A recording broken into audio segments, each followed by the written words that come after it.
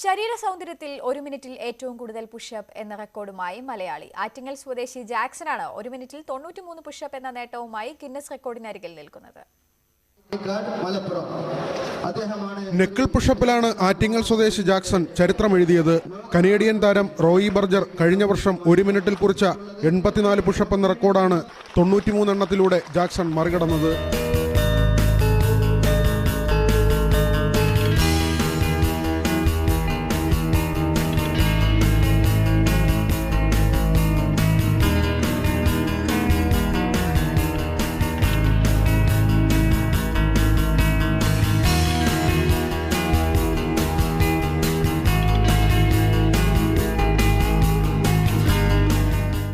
മദ്യത്തിനും മയക്കുമരുന്നിനുമെതിരെയുള്ള സന്ദേശമാണ് തന്റെ നേട്ടമെന്ന് 49-കാരനായ ജാക്സൺ പറഞ്ഞു.